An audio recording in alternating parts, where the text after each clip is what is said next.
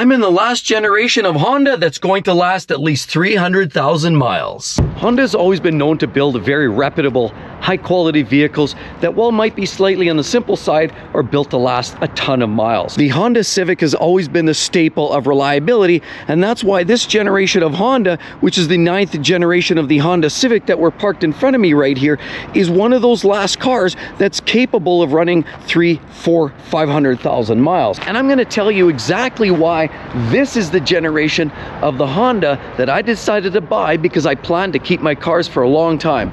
Let's get into it. Life's too short to drive boring cars. One of the key reasons I went with one of these older generational Honda Civics. We know there's two very expensive components within a vehicle. It's the engine and it's the transmission. And what they've been doing since 2014, Honda introduced what they call the CVT, the continuously variable transmission, which is nothing more or less than a series of belts and pulleys. And that has been the bone of contention. Honda's had some struggles with reliability in recent years because of that CVT transmission. But in this older generation of Honda Civic, as we're looking at right here, it's absolutely great because it actually carries this. You can either get your choice in this generation of a 2012 or 2013 model year.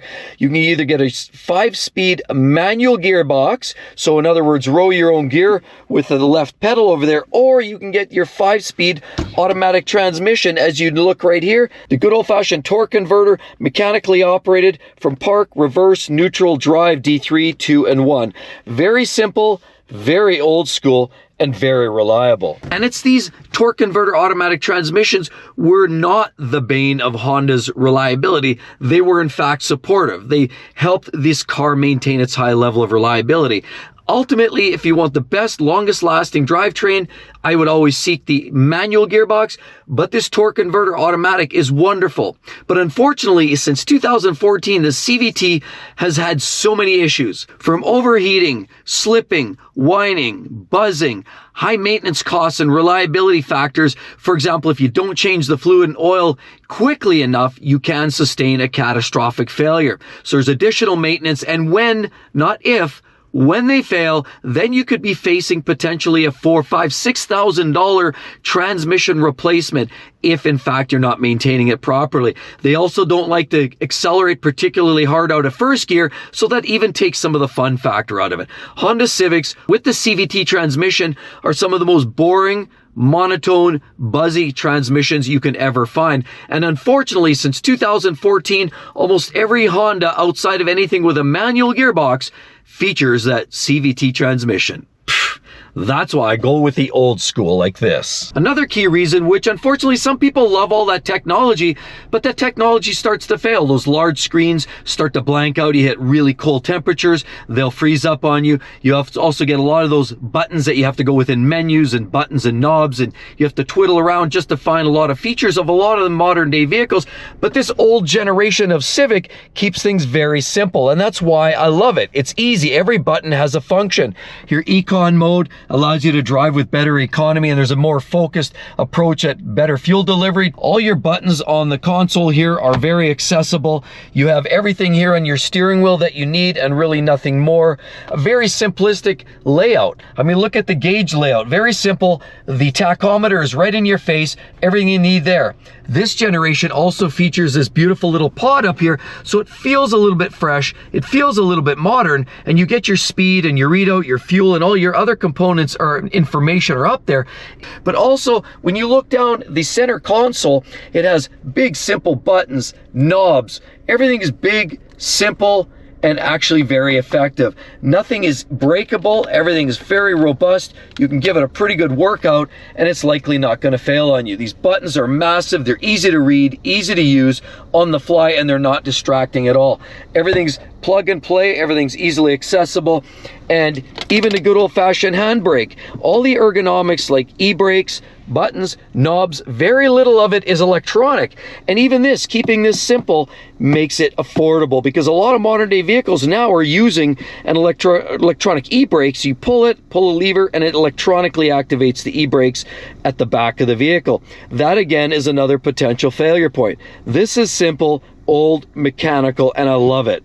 Same with all these buttons. Very simple, and as well, less to fail. As these vehicles age, some of those features start to let go. And those modern day Hondas and many other manufacturers that tend to have these big screens in the center, you will find those start to flake out with age.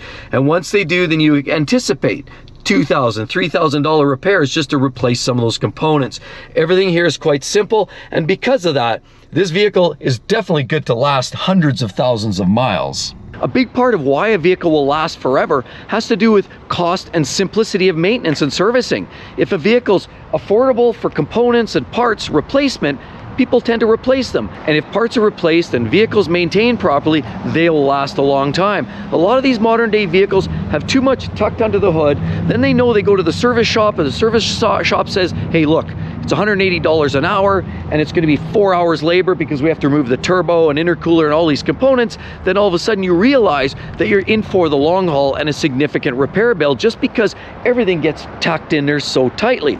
But in a lot of these older school Hondas, and this one particularly with the 2-liter naturally aspirated 4-cylinder engine that you see right there, this thing is an absolute wonder and a marvel of engineering. These are built for almost ever. These engines are small, very simple, easy to access, easy to maintain, and they were built for a long, long life. With timing chains associated with them, you don't have to deal with timing belts, easy access for components, air filters like this, brake fluids all there, filters, even your battery access is very simple. Your hoses, everything is very much in your face. O2 sensors, very easy to get at. What about an alternator? Got to change that or even do the belt? Very simple to access. There's very little that is difficult to deal with these cars, and so maintenance and service costs tend to be lower. The parts are lower cost, the parts are more reliable, and just even the way they build them makes it simpler and more cost effective to own. The quality of the parts are much better than a lot of the modern day vehicles too, which just adds to its engine longevity. Another reason we steered away from the new products, the quality of the engineering. Now, a lot of the new vehicles, they run great. They're more efficient, they're certainly quicker, more powerful, and with some of the new versions, the engines that actually replace this are the 1.5 liter turbo 4-cylinder engine that Honda created. And now unfortunately there's a whole massive technology buried in that engine, which creates a whole host of mechanical reliability issues that this vehicle could never dream of. First of all, naturally aspirated, so you don't have excess heat. You just have a standard garden variety 4-cylinder engine and port fuel injection. So in other words, you put your fuel and air together and it goes into each combustion chamber, fires, blasts, and out the exhaust pipe it goes. But unfortunately, the new engines, that 1.5 liter turbo 4 has variable valve timing, which isn't in itself that big of a deal, but it also has other issues like direct injection, which tends to create a lot of extra carbon fouling on the intake valves.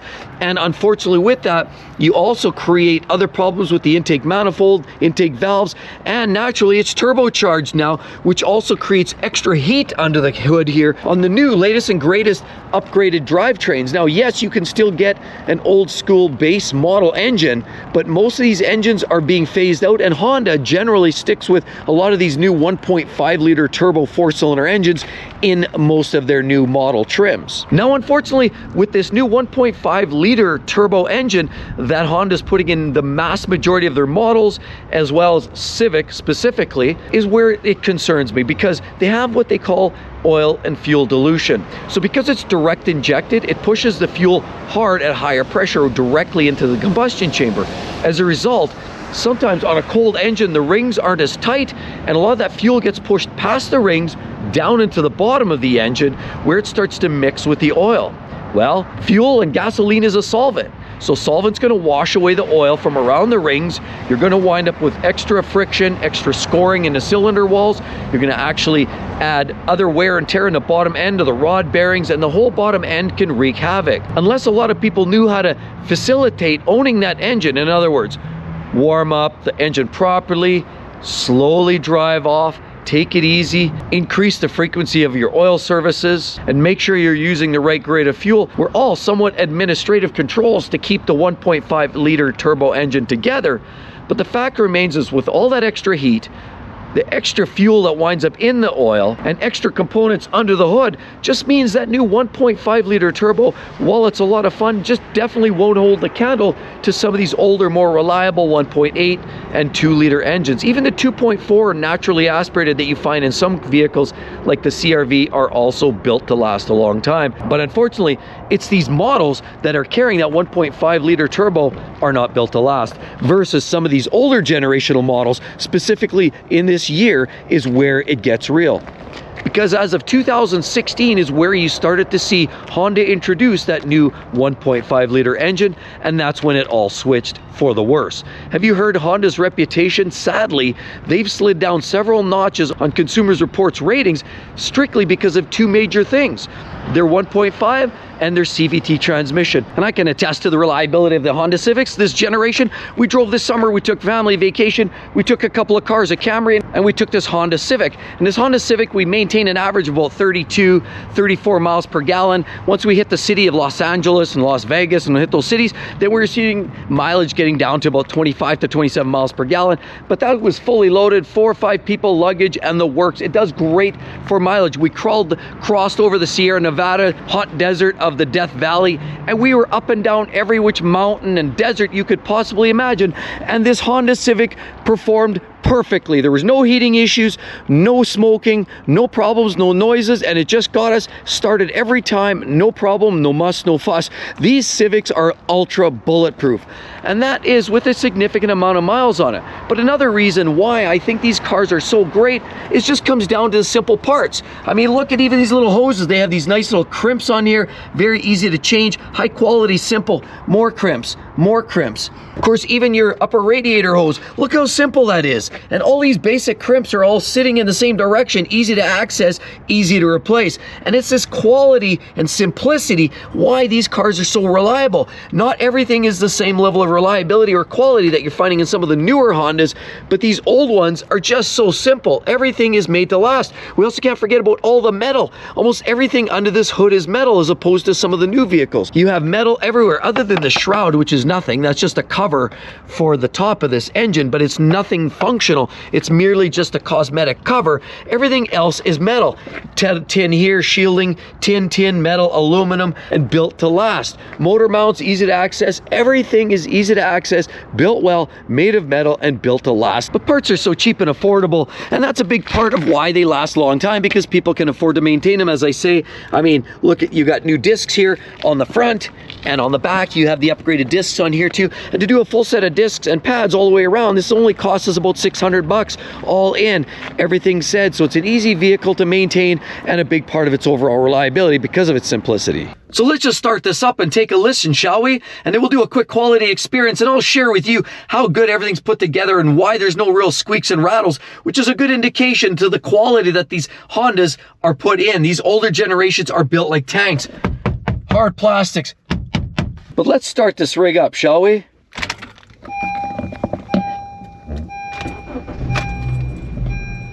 Boy, that sounds nice. And look, with 152,000 kilometers, it's almost 100,000 miles, this vehicle's not even barely broken in. Never uses an ounce of oil between oil changes, and it's tight as a drum. Let's take a listen to the engine. Let's fire it up or rev it up a little bit, and I'll show you just how nice this thing sounds too.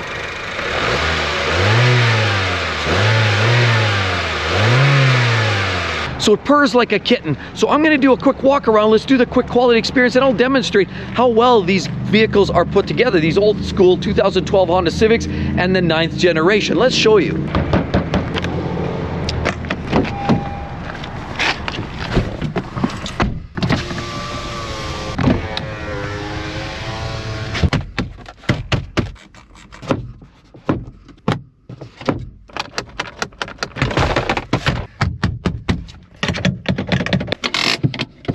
And as you can see, that's why the 9th generation, this 2012 Honda Civic, is one of these that's good for at least 300,000-400,000 miles.